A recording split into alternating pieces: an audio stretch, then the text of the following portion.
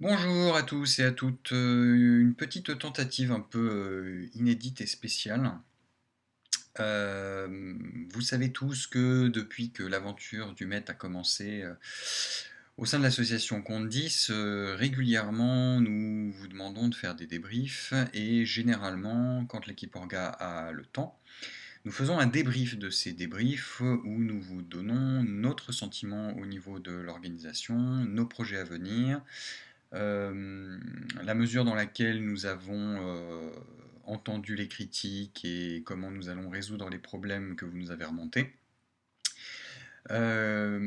Jusqu'à maintenant, ça passait par l'écrit sur le forum. Il se trouve que l'avantage de ce média, à savoir l'écrit, c'est qu'on peut développer plus de choses et être plus précis.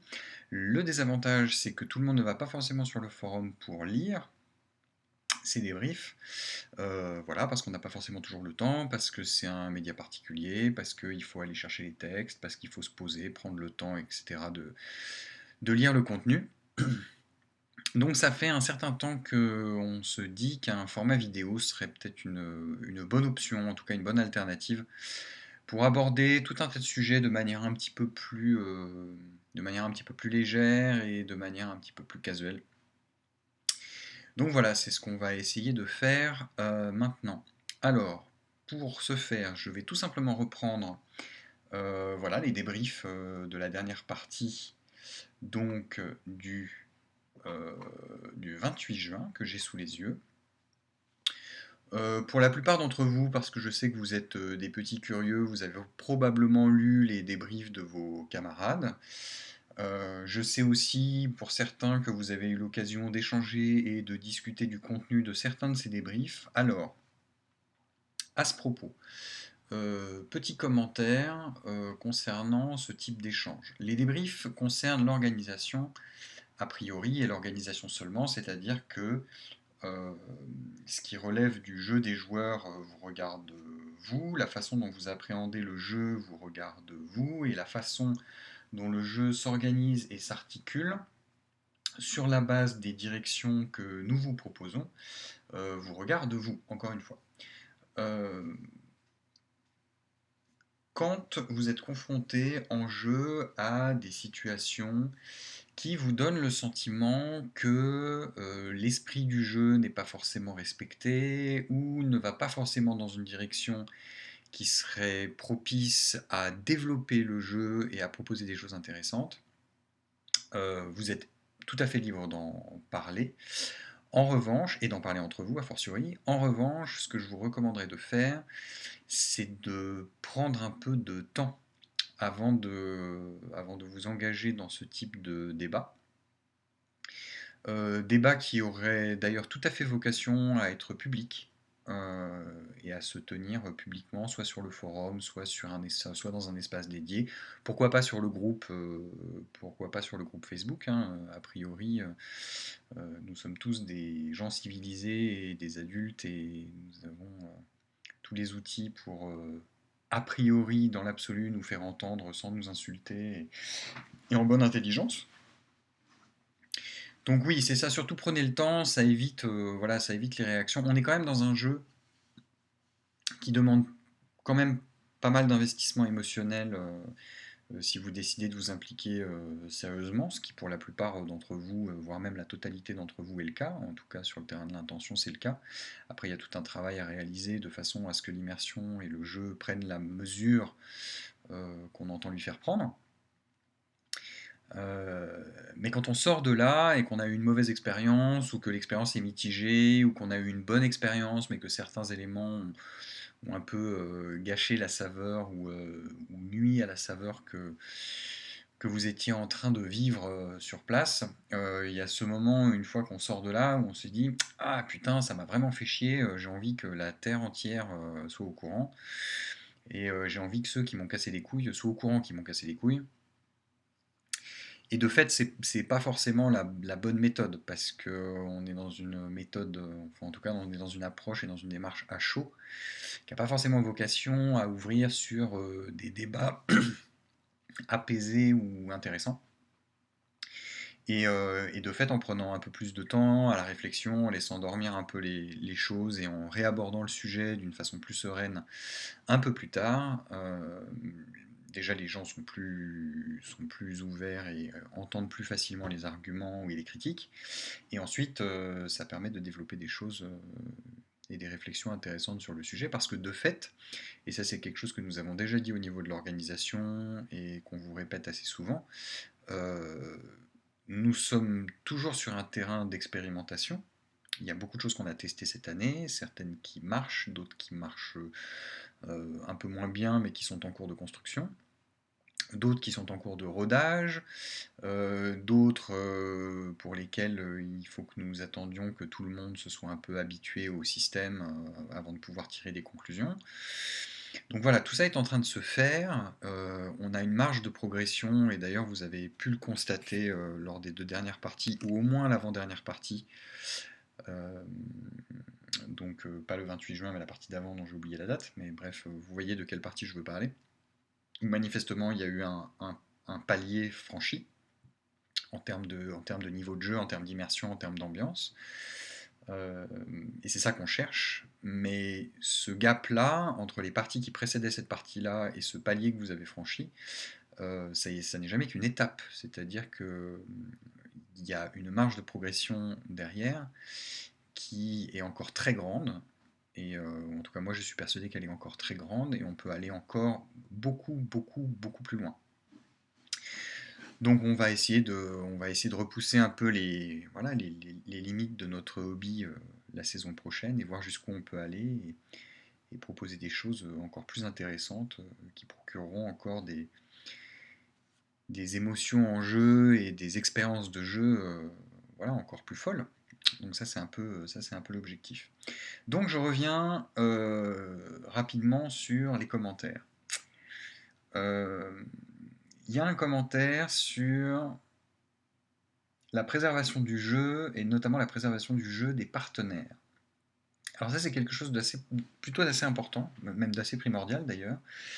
Euh, Si quelqu'un peut avoir le sentiment à un moment donné dans le jeu que la cohérence globale, le cadre ou les actions de jeu euh, nuisent à son expérience ou nuisent au cadre global ou nuisent au contexte, c'est que quelque chose a merdé quelque part. C'est-à-dire que quelqu'un est sorti un peu des clous. C'est comme vous êtes au cinéma, dans un film, la suspension d'incrédulité fait que vous croyez tout à fait à la situation que vous avez sous les yeux, à savoir qu'un personnage héroïque chevauche un dragon dans le ciel et fasse cracher des flammes à son dragon, et vous vous dites ok, je suis dans un film de fantasy, tout va bien, je comprends les codes, je comprends ce qu'on est en train de me raconter, je suis tout à fait disposé à y croire et à adhérer à l'univers qu'on me propose. Si soudain vous vous retrouvez dans un univers de comptable et là un dragon débarque dans un bureau alors qu'on vous a dit que c'était une comédie, vous allez avoir du mal à croire à l'environnement qui se trouve autour de vous et ça va vous faire sortir du film. L'idée, c'est que dans le cadre des parties MET, vous soyez dans un contexte qui fasse que jamais vous ne sortez de l'immersion dans laquelle vous vous trouvez. Ça, c'est la théorie. Il y a plein d'éléments qui font que de fait, vous ne pouvez pas être en immersion 100% du temps. Il y a la dimension des métatechniques, il y a la dimension de l'application des règles, il y a la dimension gameplay du jeu, il y a la dimension convention par rapport à certaines règles de jeu. Je pense notamment à la question des statuts avec les cartes qu'on utilise.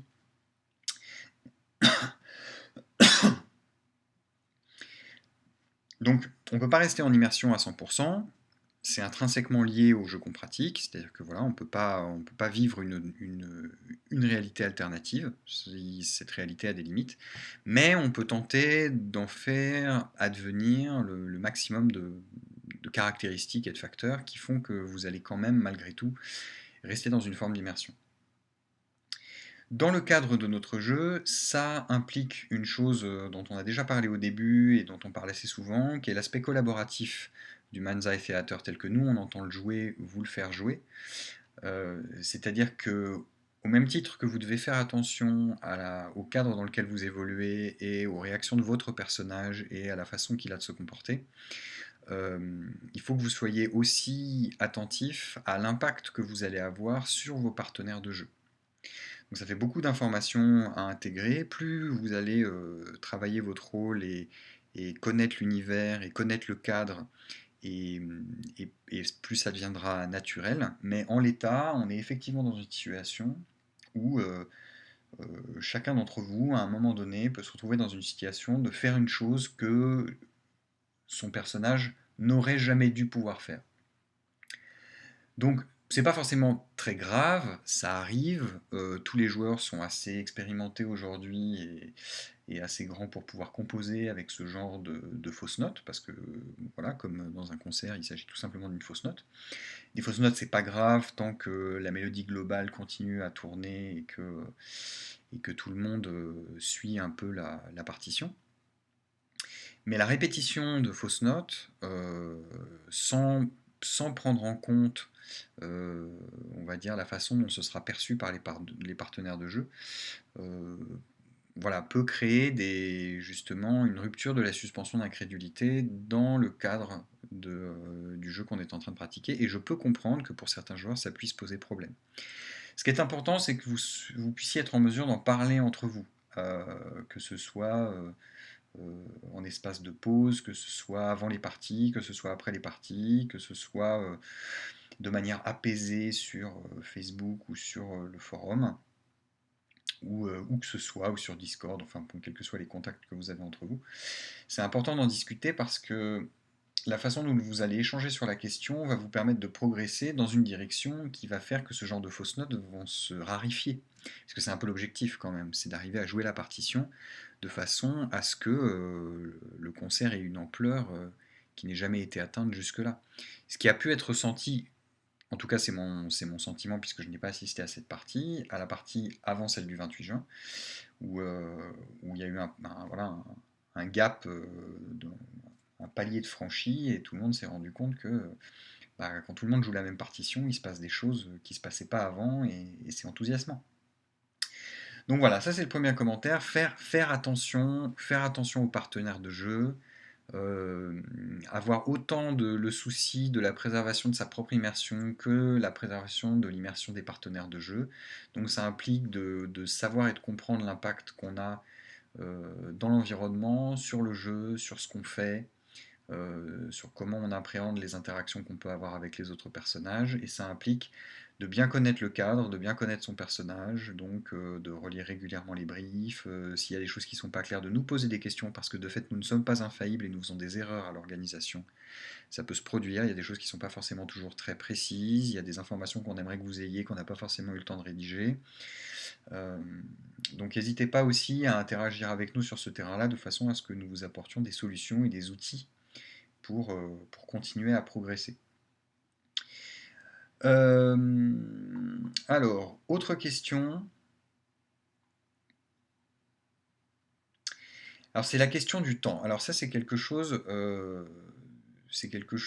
qui me frappe assez régulièrement.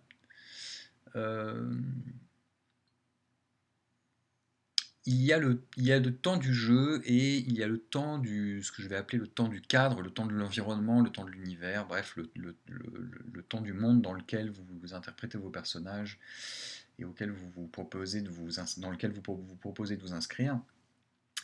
Globalement, et ça c'est valable pour tous les joueurs, des anciens aux nouveau-nés et des joueurs d'expérience comme aux nouveaux arrivants, c'est que vous ne prenez pas suffisamment de temps quand vous agissez. Vous avez le sentiment, en tout cas c'est l'intuition que j'ai, vous avez le sentiment que dans le cadre du jeu, l'important pour vous c'est de réagir. Alors, c'est pas faux, dans certains cas, effectivement, il semble important de réagir parce qu'il en va de la crédibilité d'un personnage, il en va de la crédibilité d'une situation, il en va de la logique du rapport de force. Ok, très bien, ça peut effectivement arriver, dans certains cas, il vous faut réagir immédiatement. Mais il me semble malgré tout que dans la mesure où vous jouez des vampires, donc des créatures pour la plupart pluricentenaires et avec des considérations qui vont au-delà de la notion que nous, êtres humains, pouvons avoir du temps, euh, il me semble pertinent, et en plus ce serait profitable aussi pour vous en termes de jeu, de réfléchir et de prendre le temps de prendre les décisions. Autrement dit, de délayer les décisions de façon à avoir le temps soit d'y réfléchir vous-même, soit de pouvoir partager l'information et de pouvoir échanger avec d'autres joueurs et donc de faire transiter les infos d'une façon à ce que la décision se construise. Le problème, c'est que souvent les décisions sont spontanées. Et s'il y a bien une image que je me fais à titre personnel des vampires dans le monde du Manzai Theater tel que nous on vous le propose, à l'exception peut-être éventuellement des Broujas, c'est que ce ne sont pas des créatures spontanées. Ou en tout cas, à moins d'être un nouveau-né, d'être très jeune, ou alors effectivement d'être un Brouja particulièrement énervé, euh, c'est pas la première caractéristique qui vient à l'esprit quand on parle des vampires. C'est que les vampires ne sont pas des créatures spontanées. Ce sont des créatures qui, à mon avis, ruminent beaucoup, réfléchissent beaucoup et ne prennent surtout pas leurs décisions à la légère, dans la mesure où les ramifications de ces décisions peuvent avoir des conséquences très lourdes sur le terrain social, sur le terrain des influences, sur le terrain de la politique, sur le terrain de l'influence sociale. Donc, quel que soit le contexte dans lequel vous êtes amené à prendre la décision, il me semble que vous auriez tout à gagner à, à en délayer la formulation et à y réfléchir. C'est-à-dire que on vous pose la question, on vous dit voilà, la situation est celle-là. Il y a vous êtes un semblable qui a un poste de responsabilité et on vous dit il y a une décision à prendre sur tel élément, et surtout quand ça implique un joueur. Quand ça implique de l'environnement, bon, ça a moins d'impact à proprement parler, et même si vous êtes spontané, les pires conséquences que ça puisse avoir, c'est que ça va créer du jeu. C'est-à-dire que si vous avez pris une mauvaise décision, ça va créer une catastrophe qui, elle, va faire boule de neige, qui va vous amener à devoir gérer un certain nombre de choses. Vous serez critiqué pour la décision que vous avez prise, mais ça n'implique pas de joueur, ça implique une situation pour laquelle vous serez critiqué, et ça fera du jeu politique, ça fera du jeu social.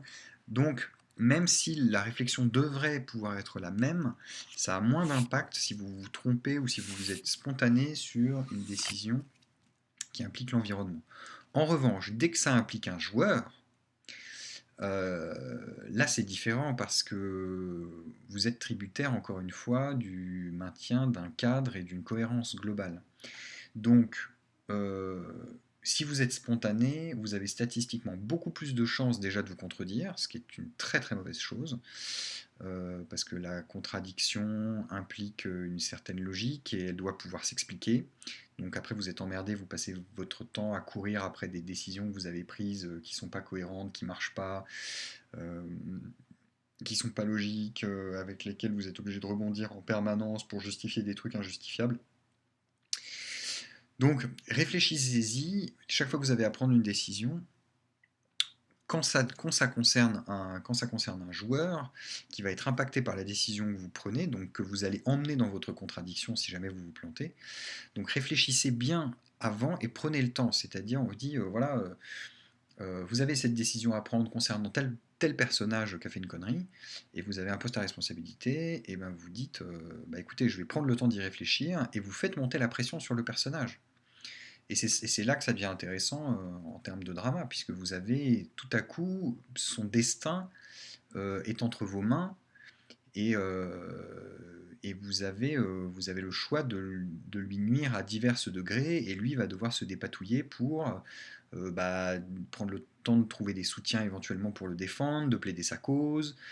Euh, Pareil au niveau de la hiérarchie de la tour d'ivoire. Enfin, il y a tout un tas de mécaniques en fait dont vous vous privez parce que vous estimez que ce qui est important c'est la réaction et pas la décision. Donc, J'aurais tendance à dire, bien sûr tout ce que je vous dis est sujet à débat, hein, moi je vous donne mon interprétation, mais j'ai tendance à penser que vous auriez tout à gagner à prendre le temps quand vous prenez des décisions, quelles qu'elles soient et quel que soit votre statut en fait. Une négociation, prenez le temps, réfléchissez. Dites à votre interlocuteur, écoutez, j'y réfléchis, on en reparle dans une heure. Et puis profitez de l'heure pour en parler à d'autres, pour négocier des infos, pour échanger des faveurs, pour comploter. Euh, Prenez le temps de vos décisions. Globalement, je trouve que vous prenez pas tous, hein, que vous prenez pas assez le temps de faire les choses. Vous prenez le temps de faire les choses euh, dans les interparties, ce qui est assez rigolo du coup, c'est-à-dire que quand vous ne jouez pas, c'est-à-dire que quand vous n'avez pas d'interaction, là vous prenez le temps, parce que vous avez le temps de réfléchir, et du coup, comme vous avez malgré tout euh, compris un peu la direction dans laquelle euh, on voulait que vous développiez le jeu, et ce que vous avez fait très bien d'ailleurs, à ce titre-là, on ne vous remerciera jamais assez de nous avoir fait confiance et d'avoir joué le jeu, malgré les difficultés qu'on a pu avoir, malgré la complexité du système, malgré la nécessité d'une reconversion intellectuelle, ludique, autour de cet objet qu'est le Mind's Eye Theater. Et du coup, dans vos interparties, vous prenez le temps. C'est-à-dire que vous faites des plans sur plusieurs mois, plusieurs parties, vous construisez les choses, vous êtes plutôt patient, vous avez bien intégré le fait que ce qui est important, ce sont les parties, et que les interparties sont un support à ce que vous allez pouvoir produire en partie. Je pense que tout ça participe du fait que le niveau de jeu se soit élevé et que vous ayez tous progressé dans cette direction-là. Donc, dans la mesure où, pour vos interparties, vous prenez le temps en jeu. Il y a tout un tas de mécaniques, à mon avis, dont vous vous coupez, en termes de négociation, en termes de jeu, en termes de rythme de partie, parce que vous réagissez au lieu de réfléchir. Euh, Quand bien même vous auriez le sentiment que ce n'est pas le cas, réfléchissez à la question, posez-vous la question, dites-vous, voilà, à chaque fois que j'échange et que j'ai une décision à prendre, est-ce que je dois la prendre maintenant? Absolument. Est-ce que je dois réagir tout de suite? Euh, est-ce que je ne dois pas échanger avant? Sachant que échanger, ça implique d'échanger avec vos partenaires de jeu dans le jeu, ça c'est une chose, mais ça peut impliquer d'échanger avec vos partenaires de jeu en dehors du jeu. C'est-à-dire que rien ne vous empêche, ça c'est aussi des choses dont on vous a parlé à un moment donné, notamment dans la préparation des scènes ou dans la mise en scène justement. Euh, Prenez le temps de parler avec vos partenaires de jeu en dehors du jeu sur votre ressenti, sur quelle serait la meilleure décision à prendre, et du coup, ça va vous permettre de rebondir, d'avoir des échanges intéressants, et du coup, dans le jeu, d'être pertinent dans ce que vous allez faire, et du coup, de donner à voir à vos autres partenaires de jeu qui ne sont pas associés à la décision que vous êtes supposé prendre, euh, des scènes mémorables, au cours desquelles vous allez prendre des décisions inattendues, ou fortes, ou qui vont créer un impact dans la partie. Donc pensez à ces choses-là. Échanger avec les personnages dans le jeu, c'est important. Échanger avec vos partenaires de jeu en dehors du jeu, ça peut être une option très intéressante en fonction de ce que vous avez envie de voir advenir dans le jeu et de la direction que va prendre tel ou tel type d'intrigue. Et dernière option, vous avez aussi la possibilité, ce que certains ont fait fut un temps, mais pour résoudre des problèmes liés à des difficultés liées au jeu et à la démarche de jeu, mais vous êtes tout à fait libre aussi de venir nous voir en tant qu'orga pour nous poser la question. Et nous dire voilà, j'ai une décision à prendre, je ne suis pas sûr de la décision qui serait la plus à même de produire le jeu. Est-ce que vous pouvez m'aider? Est-ce qu'on peut en discuter? Voilà, nous on est là aussi pour coordonner les choses. Euh, donc on peut prodiguer des conseils, on peut dire bah voilà, ça, telle option, à mon avis, amputerait le jeu de telle et telle dimension et ce serait dommage, ou alors oui, telle décision est plutôt une bonne décision parce que politiquement ça impliquerait tel ou tel élément et du coup ça permettrait de faire revenir dans le jeu des personnages qui s'étaient un peu marginalisés suite à une succession de mauvaises décisions. Euh, Donc ça permet de rééquilibrer des éléments de kefab, des éléments de play to lose, des éléments de play to lift, pour reprendre des termes qui normalement ne devraient plus avoir de secret pour vous dans l'état actuel des choses. Et du coup de proposer un déroulé, une narration et une immersion plus fluide déjà d'une part, parce que ça peut avoir l'air assez contre-intuitif, mais le fait d'avoir des choses préparées un peu en amont et de prendre le temps de prendre des décisions, en fait, ça permet de faire avancer l'histoire, alors que prendre des décisions spontanément qui rentrent en contradiction avec des éléments qui ont déjà été joués, ça vous oblige à systématiquement revenir en arrière pour réexpliquer les choses, rejustifier les choses. Or, ce qui est intéressant, dans le jeu, c'est d'avancer. C'est pas systématiquement de revenir en arrière en disant oui, mais alors attends, parce que j'ai pris cette décision-là, mais du coup ça implique que j'ai pas pu faire ça comme ça, donc ça veut dire que j'ai dû le faire comme ça. Et vous perdez un temps, en fait, vous perdez le temps que vous ne perdriez pas si vous le preniez à réfléchir aux décisions que vous prenez. Euh, donc voilà, ça c'est un facteur assez important, le temps. Euh, donc j'espère avoir été assez clair sur la question. Euh, Réfléchissez vraiment à ces questions-là et à moins que ce soit vraiment pertinent, évitez de prendre des décisions de manière spontanée. Je pense que c'est pas l'esprit et je pense que ça ne favorise pas forcément des compartiments de jeu dans lesquels vous pourriez vous épanouir de manière plus prégnante si vous réfléchissiez un petit peu plus aux décisions que vous prenez. Relatives à vos personnages ou relatives au poste que vous occupez dans la hiérarchie de la cité. Hein. Alors ensuite, qu'est-ce qu'on peut dire? Qu'est-ce qu'on peut dire d'autre? Si, un retour intéressant, et plutôt assez rigolo d'ailleurs, d'un joueur ou d'une joueuse en l'occurrence, mais pareil, vous vous reconnaîtrez tous, qui a eu trop de jeux.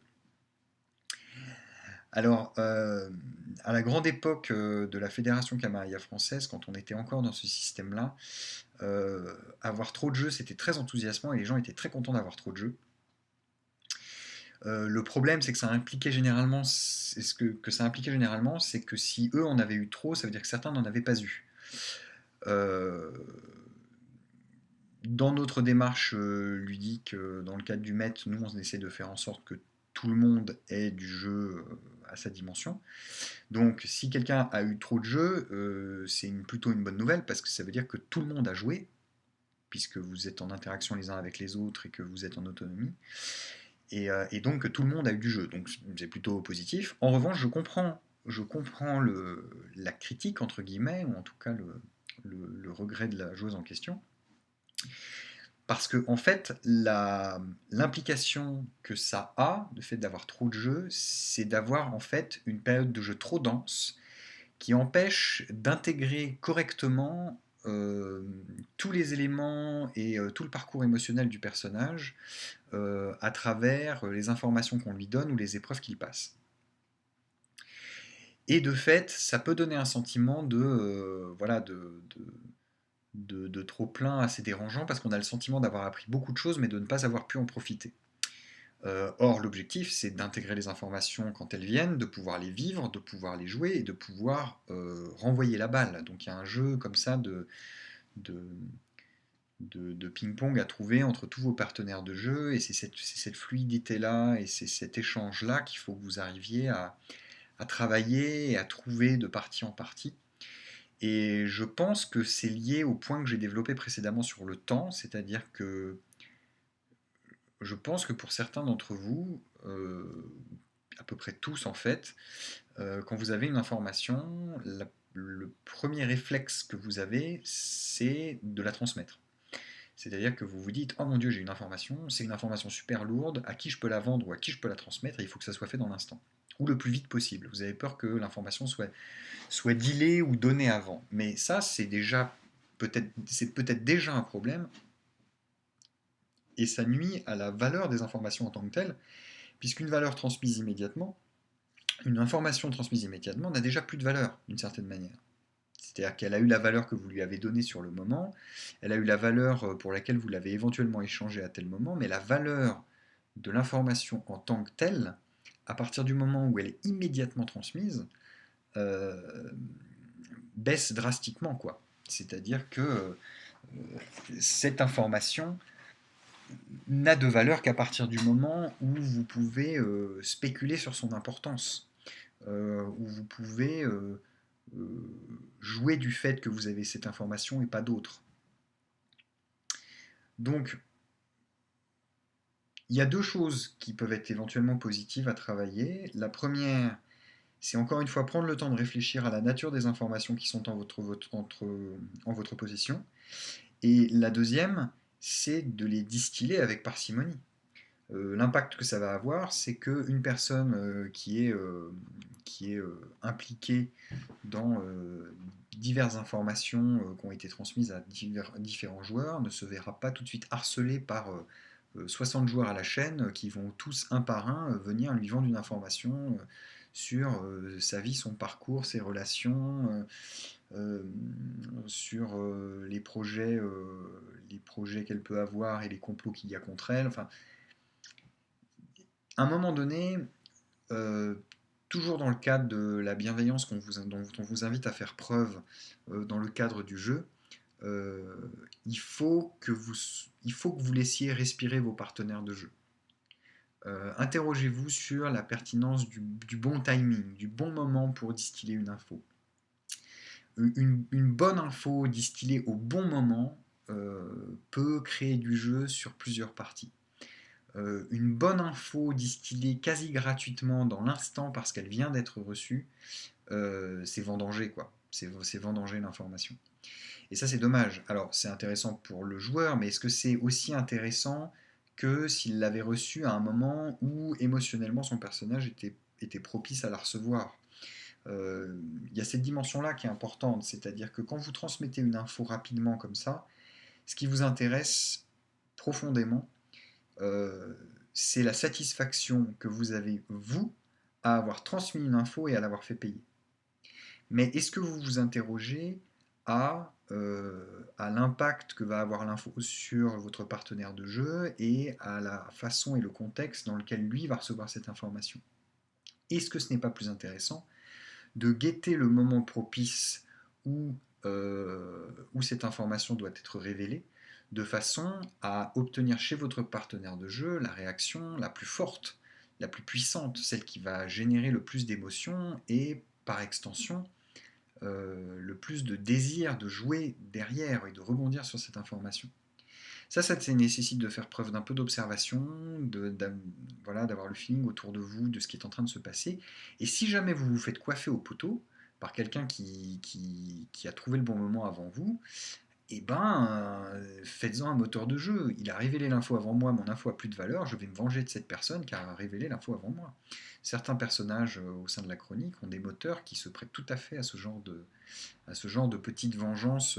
Et quand je parle de vengeance mesquine, de vengeance sociale, voilà, de petites vengeances euh, sales et ouais, mais encore une fois mesquines, quoi. Aller payer une petite faveur à la harpie pour qu'elle aille glisser un mot désagréable dans l'oreille de telle personne avec laquelle votre cible a des accointances.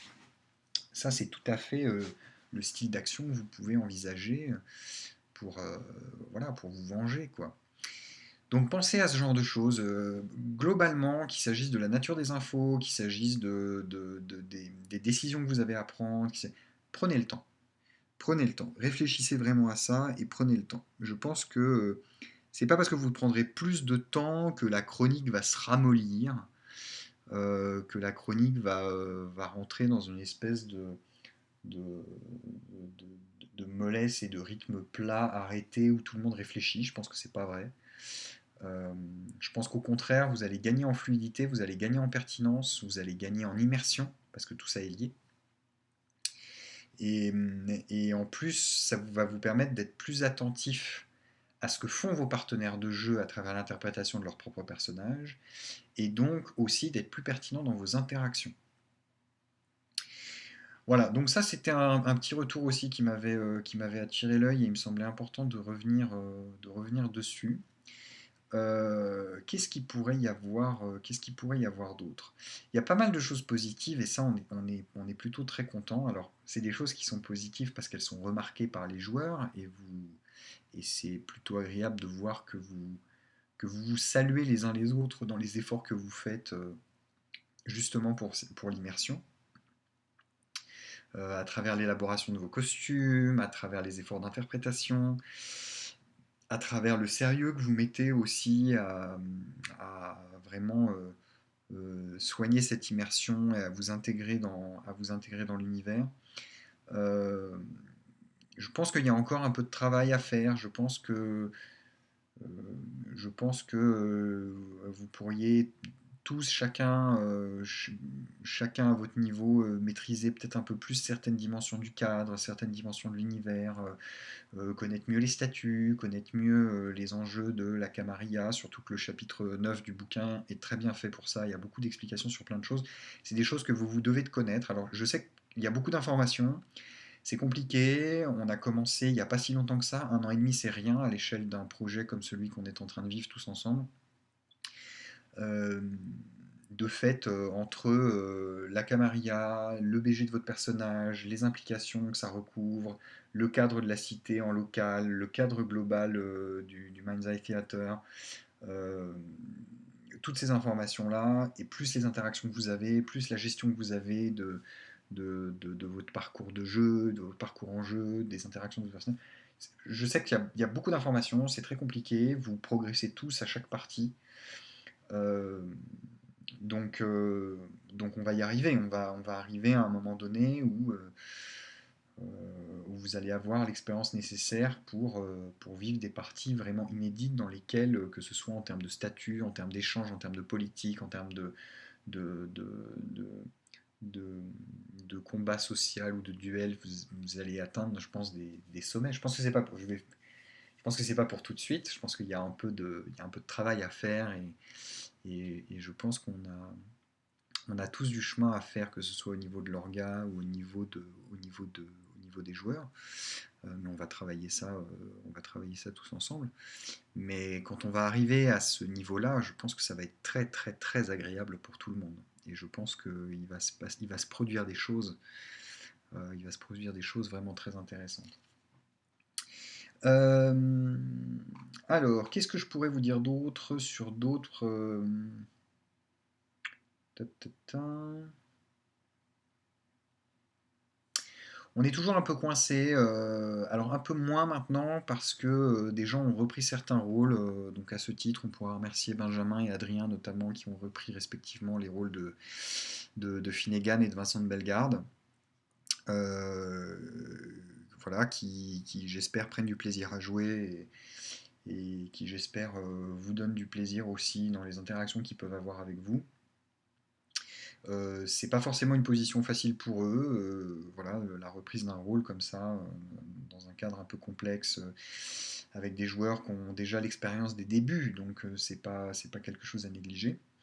Euh, je sais que d'autres personnages aussi, qui ont des intrigations assez importantes avec d'autres BG, sont souvent absents, apporteraient beaucoup s'ils étaient présents. On essaie de faire en sorte de trouver des interprètes quand interprète il y a besoin, et on espère pouvoir en trouver d'ici la rentrée et d'ici le début de la saison. Euh, on essaye aussi de faire en sorte que les joueurs qui sont moins présents se motivent un peu. Dans l'éventualité où ils ne se motiveraient pas, où le jeu ne les intéresserait plus, on tente de récupérer leurs personnages pour les léguer à d'autres interprètes, de façon à ce que les personnages continuent leur parcours en jeu et que ça ne laisse que ça ne laisse pas de vide. Donc voilà, c'est un travail qu'on fait un peu régulièrement. On sera soumis à ce genre d'aléas, voilà, hein, comme ça s'est produit avec Bellegarde cet hiver, et comme ça se reproduira peut-être, probablement, parce que voilà, c'est la vie à un moment donné. Il suffit d'un déménagement, il suffit d'un coup du sort, il suffit de beaucoup de choses, et ça arrive, donc on fera avec, et on essaie de faire en sorte que les choses tournent malgré tout. Ta, ta, ta. Bon, alors dernière partie, il y a beaucoup de retours sur le fait qu'il faisait chaud, mais alors là, pour le coup, à l'organisation, on peut pas faire grand-chose, hein. On n'est pas, il y a eu, voilà, on est un peu tributaire de la météo, mais je pense que ça, tout le monde le comprend. Donc voilà, sinon ça a l'air de s'être quand même globalement bien passé. Vous nous direz si ce genre de retour, vous convient, si vous trouvez ça intéressant, si vous trouvez ça plus digeste que des pavés de texte, parfois un peu alambiqués. Voilà, si vous préférez ce médium-là.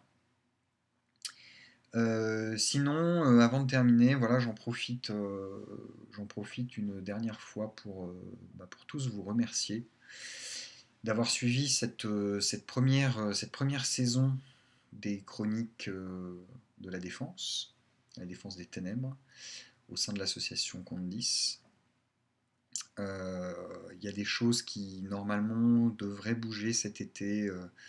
On vous tiendra au courant, notamment par rapport au théâtre de l'imaginaire francophone. Je vous cache pas que les choses sont un petit peu compliquées. C'est une grosse machine, on n'est pas très nombreux à la faire tourner. À terme, j'espère que certains d'entre vous se sentiront l'enthousiasme et, soyons rêveurs, une vocation pour éventuellement s'impliquer un petit peu plus dans la machine associative. Nous, on est toujours ouverts et présents pour en discuter avec vous, pour vous expliquer comment ça marche, pour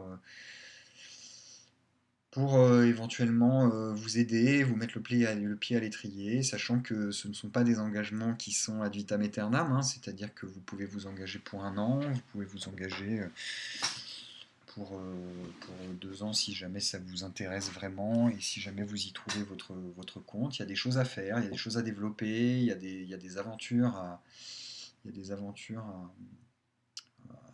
à mener.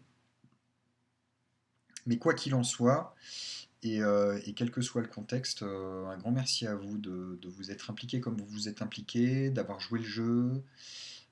C'était pas gagné d'entrée, il y avait plein de questions qu'on se posait, on n'était pas sûr que ça fonctionne sur le terrain du jeu. Vous nous avez fait la preuve que ça fonctionnait, euh, et que c'était potentiellement très riche et qu'il y avait des choses à faire et qu'on n'en était qu'au début.